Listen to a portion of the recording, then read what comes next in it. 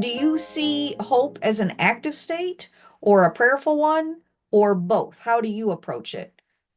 So it's interesting that that when I opened your email and read it that morning and this idea of hope, I smiled because the evening before I had been having a conversation online with a friend who is learning English, Okay. um, a Spanish speaker, and I was trying to explain to him the difference between wishing and hoping. Yeah. I hope you have a happy birthday, or I hope you have, as opposed to I wish. And And I think it's important because for me, hope has to be real. Mhm. Um, and I connect hope more with faith than with wishing, if that makes sense. Yes. Um, I had a colleague one time who did a lot of work in community organizing, and he used to say when you go into a community and you talk to people about hope, particularly people who are facing difficulties and struggles, you have to talk about hope that is so real. It feels like a blanket on their bed. It feels like a roof over their head. It feels like warmth on a cold day. It feels like a meal when they're hungry. So it has to be, I think, almost tangible. And and that takes out, I think, for me, the naivety that sometimes hoping something for someone without any real expectation that it will happen Mhm. sometimes has. You know, it's a little bit like, for me that scripture passage of, if you say to someone, well, I wish you well and eat well and drink well and but don't do something. Mhm. So hope that is aligned with faith and faith that is real, but faith, I think, is most needed and demands most when times are darkest. And and that's the paradox of our faith. That's the paradox of what we believe, that at the moment of death, the moment of crucifixion, the moment of alienation and desertion, there was a deep trust in the Father on the part of Jesus, a faith that um, that began, I think, with his journeying, believing deeply that what he did, what he said, who he walked with, how he walked with people was a reflection of the Father's design, and he was faithful to that. And then on the cross, there was this firm conviction, this firm hope that the Father in turn would be faithful to that vision. And we have that in the resurrection. And and so it's out of that we kind of have this, hope springs eternal. So that, I think, hope for me is very real. It is, yes, it's prayer. Yes, it's more connected with faith and it's more connected with doing, I think, for me. Why do we need to hope? What does it do for us as people?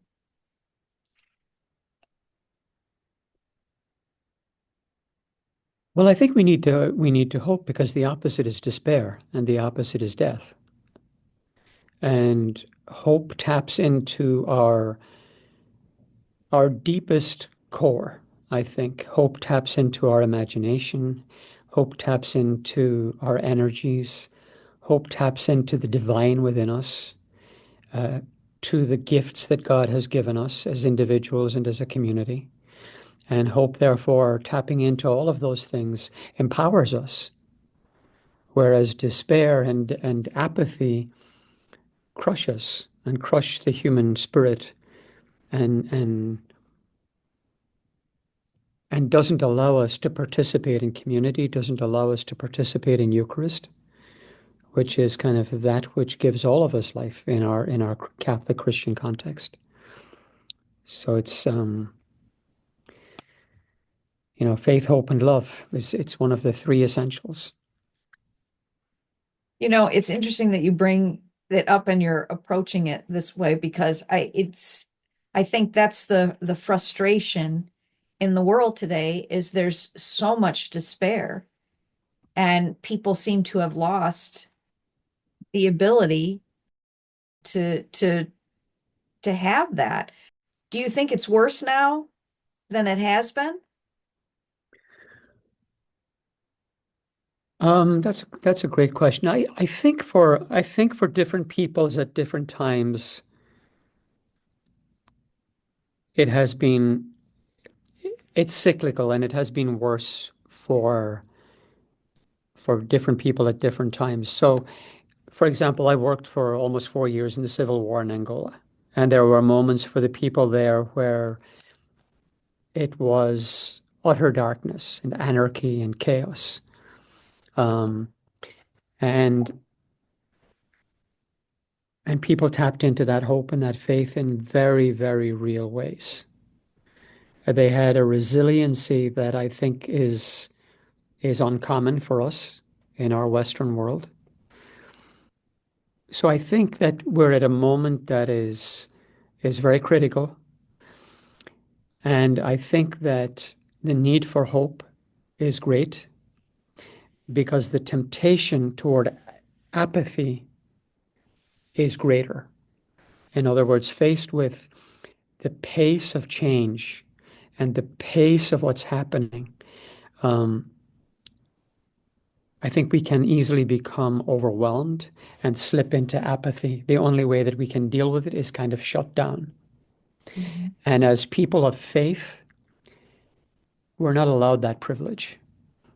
Yes, we're allowed it because we're free. But if we take our faith and our commitment as Christians seriously, apathy is not really a choice. Um, but to stay engaged, to stay rooted in our dignity as persons, in our dignity as children of God, to stay convinced of the dignity of every other child of God. Hope has to be so real that we almost write it into the parable of the sheep and the goats. It's it's hope so real that you fed me when I was hungry, that you welcomed me when I was a stranger, the hope that you give to someone. Um, for example, I work with a young woman called Dawn Ravella. Dawn Ravella has an organization called Communities of Healing, and she does a reentry program um, for people who have been incarcerated, sometimes for a number of years. And a young man who went through her program 5 years ago, so he was an immigrant, um, committed a crime, went to prison, did time for the crime, came back out, and completely through her program turned his life around. Got a job, volunteered at a homeless shelter every weekend for the past 4 years. Is dealing with a partner, his wife, who has cancer and kids. And just about a week ago, he got a communication to show up at Federal Plaza, and he was deported on Monday morning. But Dawn and the others who weren't, had worked with him, probably about 30, 40 people, went with him to Federal Plaza. They knew Wow. they couldn't stop the deportation. They knew they couldn't change the turn of events. But in going with him and standing with him at that moment, assured him of his dignity as a human person, of his being loved as a child of God and as a friend, a neighbor, a family member, and gave him the gift of hope, even in that really dark moment. I love that story. That's just like that's just so powerful.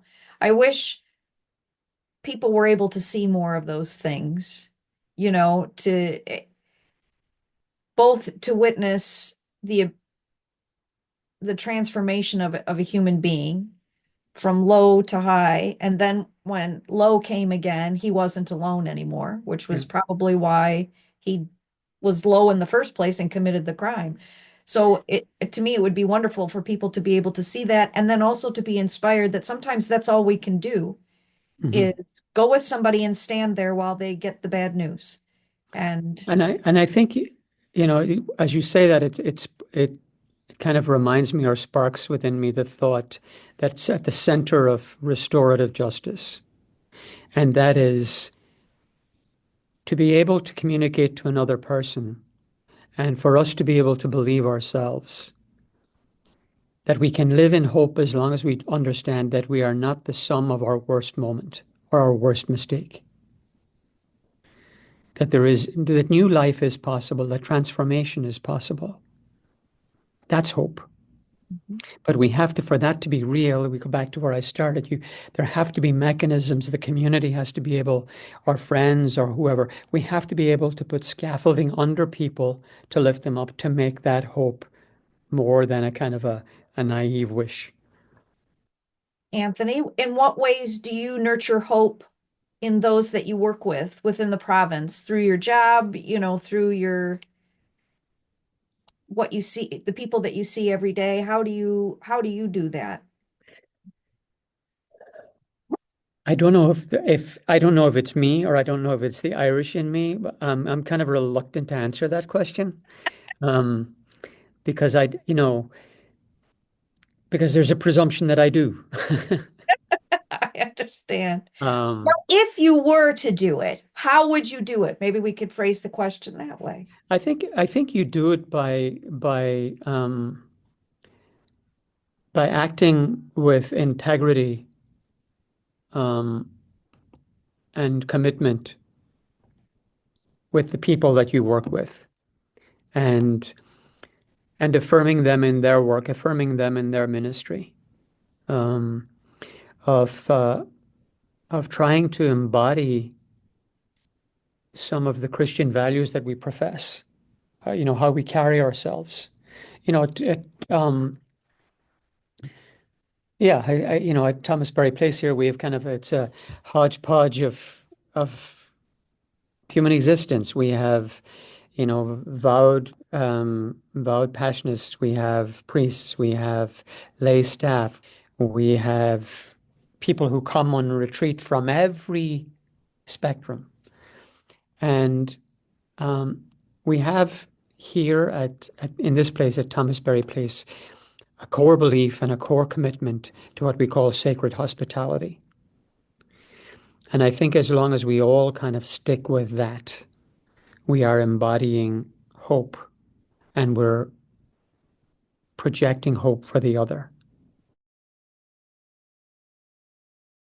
That this is a good space, that this is a welcoming space, that there is the hope that you bring something to us, and hopefully we will bring something to you. That we together, through our honesty and our searching together, we contribute something, and by our serving together, we build up the body of Christ and we build up society itself. So I don't so much personalize it, but rather, what are we trying to do here as a team? And I think, for some, we have, the Reconnect program here. It's a phenomenal program, uh, helping to lift up and empower young men who um, have a lot of potential, but sometimes society doesn't see that potential. Sometimes they don't see it themselves, and they're here for 5, 6 hours a day, 4 or 5 days a week. Mhm. Can this place at that time be a place of hope for them? I think it was Dag Hammarskjöld that said one time something like, when a human being is in crisis or a human being is in dire need, I'm going to get the quote wrong, but at that place and that moment, that is the center of the world. Mhm. And I remember I've told this story a few times, but it's probably 2 years ago now. I remember walking up the hill and I remember meeting one of the young men from Reconnect, one of the young guys from Reconnect coming out, and he was standing like, very pensive. And I said to him, "Are you okay?" And he said, "Yeah." He said, "Anthony," he said, "I'm just taking a moment." He said, "I'm saying a prayer." He said, "Because when I leave this place, every other part of my life is a living hell. But in this place, there's hope."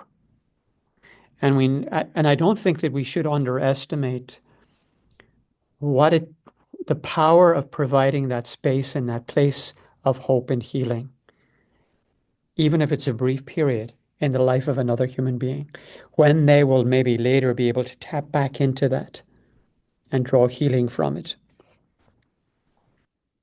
I think the idea of being able to show someone that there's goodness and that there are places of hope and that they do have value to people, I think that that is probably one of the most powerful things that you can do.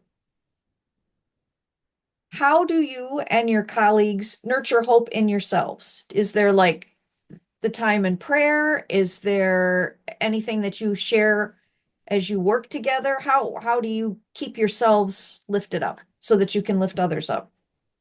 That's, that's a good question. And I would say that if, I think it's important to be honest in these things. I don't think we're as intentional about that as we could be or should be.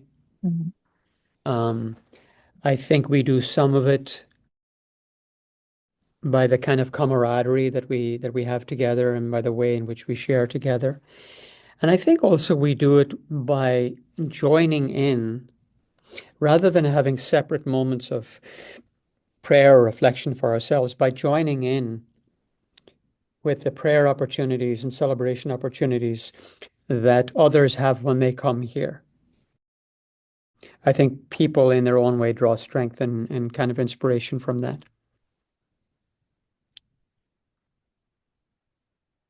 But it's an area I think we could do better at. How do you remain hopeful in a world where there is so much chaos and anger? I think that's easy for me. I remain hopeful because I see people of hope. I remain hopeful because in the witness of others, in the goodness of others, there are good people in the world and people who are graceful, um, healing. I don't know how they do it, but my wife always says she's better at this than I am. But she always says that, in a moment of profound disagreement or in a moment of argument or in a moment of dispute, the most important thing to do is to walk away with that, from that, leaving everybody with their dignity intact. And I think that when I see people do that, that gives me hope. When we live in a society where the norm seems to be to denigrate and to diminish the other,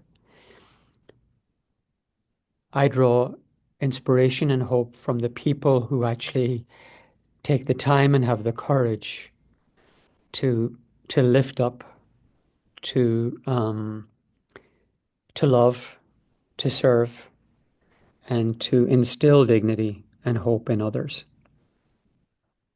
Because I think one of your questions was, do you need in the pilgrimage in the year of the being pilgrims of hope, do you need to go to Rome? Hmm. That's our next question, yes. Yeah, no, you don't. Uh, But you need to be willing to be displaced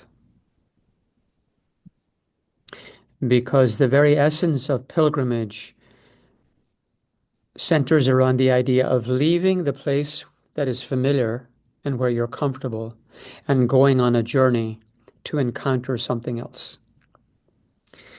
And so the question is, and you can go to Rome and have a fantastic, right. time and not encounter that which needs to be encountered. Hmm. And so it's a vacation, not a pilgrimage. Yeah. And so I two things that, as you spoke that brought this thought up for me. Um, and again, those of who know me here would have heard me speak about this. But back in the day when I used to work with Catholic Charities and I had oversight for the Catholic Campaign for Human Development in the diocese where I worked, um, they used to do a retreat called Journey to Justice. And the retreat would center around a parish, usually that was kind of more on the affluent side, kind of a parish that was more likely to contribute to the campaign financially. And so the idea would be to gather the folks in that parish who wanted to participate in a retreat that would start on a Friday night and start laying the basis in the biblical, the Judeo-Christian tradition of justice, the widow, care for the widow, the orphan, and the alien in the land, and building into Catholic social teaching. And then on the Saturday morning, pick a social issue, whatever the social issue was. Usually one connected with a CCHD sponsored group. And so I remember being on one where the issue that was chosen was day laborers. And the sponsored group was a group working with young men who were day laborers. And all of the vitriol. So this is not new. This anti-immigrant stuff is not new. I'm going back now 16 years, right? Yeah. And this group met in the morning, parish group, and they were asked, what comes to mind when you hear day laborer? And they were very honest, and it was not very positive. And um, What? then you get to lunch and you actually invite in the day laborers to the parish hall and they have lunch together or to the retreat center and they have lunch together and they just meet as human beings. And then they go their way. And then in the afternoon, the next session is what we've seen and heard or learned. And I will remember very, very distinctly there was a gentleman in the parish who was very, very wealthy, very successful in his own life, who had been very vitriolic against the day laborers in the morning. And when he stood up to talk in the afternoon, he actually started to cry. And he said, I know what I said in the morning. He said, but when I spent a half an hour talking to the young guy that was across the table from me, the only image that I could hear, the only voice that I could hear and the only image that I could see was my grandfather from Sicily as he came here to try to make a better life for his family and who laid the ground for me to be where I am today. Right? So all the philosophy, all the politics, all the data, all the statistics in the world would not have changed Nope. opinions. But in that human encounter, you get to a place of understanding. But that man had to be willing to step out of his comfort zone. And so his pilgrimage was that retreat and the meeting with these people. Hmm. So I think, for me, it's gone into a large crowd and in a group conversation. It's not, I prefer one-on-one. I'm more introvert, and Hmm. and that brings me to the other point that I think um, on this idea of going to Rome. I think it's important to couple this idea of a year of hope with the idea of synodality. Hmm. And I don't mean synodality as, I think people either don't understand it, people think they understand it and don't, people are against it. But at its core, for me, it is the ability to sit down with everyone, people that we like, people that we don't like, people that understand us or don't understand us, people with whom we agree and people with whom we don't agree, and the ability to commit to civil discourse and to having a conversation together about what's really important in life. And I think that more than anything else is what we've lost, not only in here in this country, but across the world. We're losing that ability to sit down and do some critical thinking and have a civil discourse about important matters of faith and life.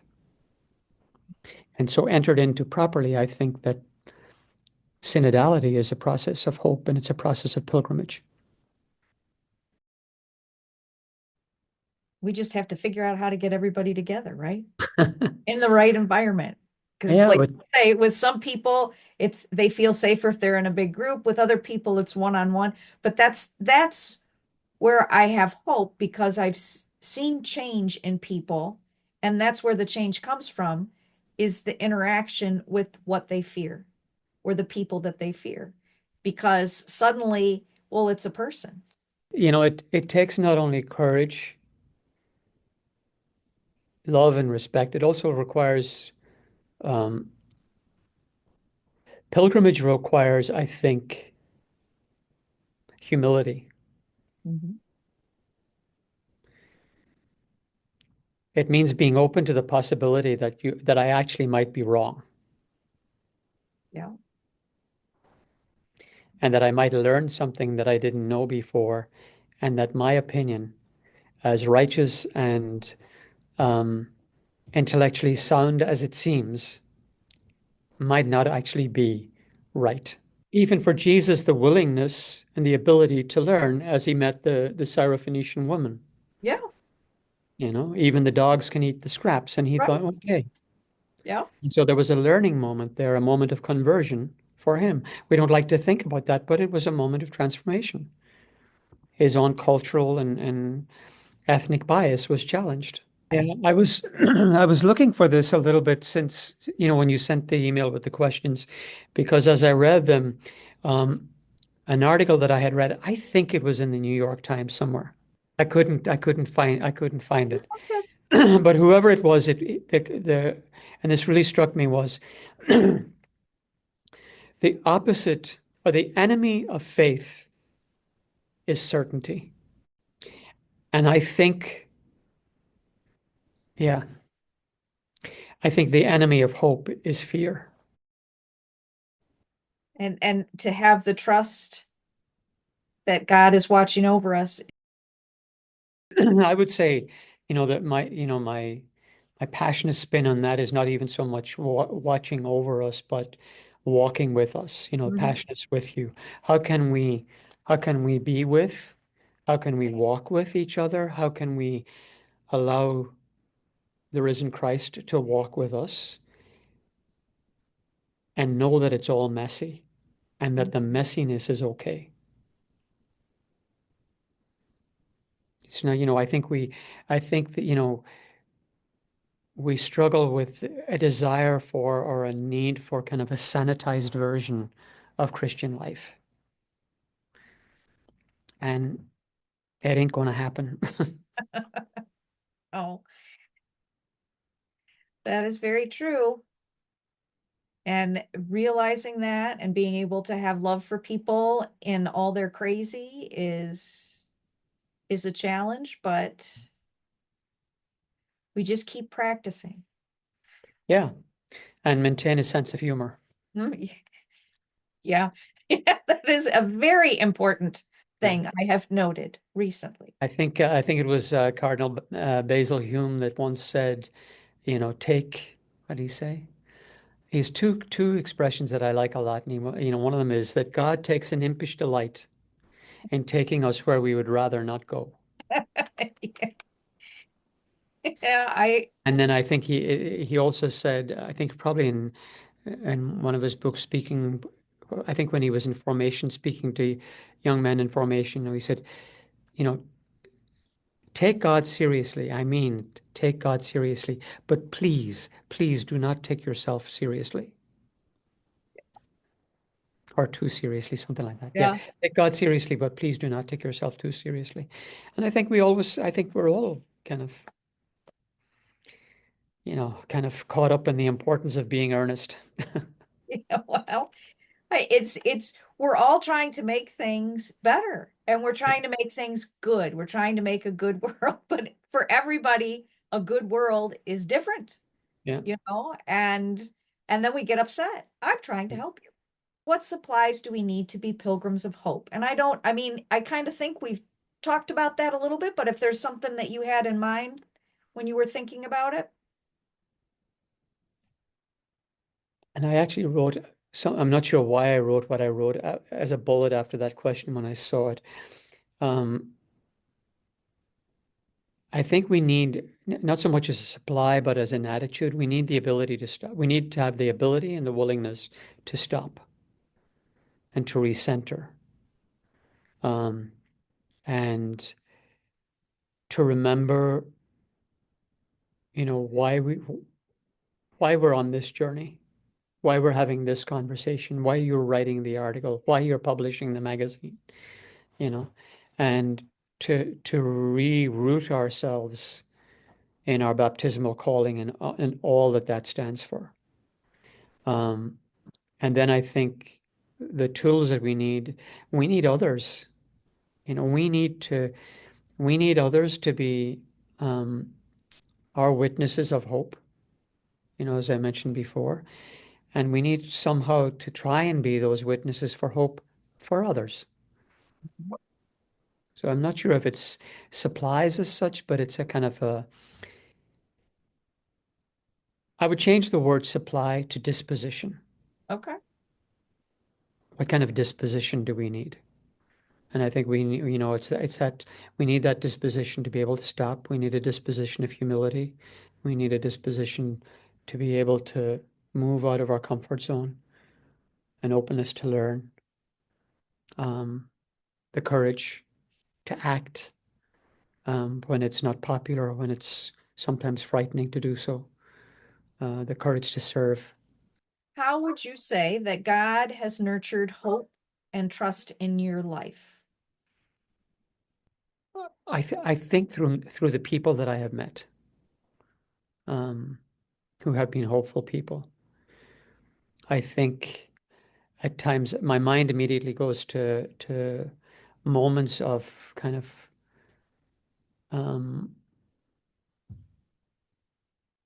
hope in the celebration of good liturgy, in the challenge of a good homily, um, and in the people that I've seen serving others. All of those have, I think, have been gifts and ways in which God has nurtured hope for me.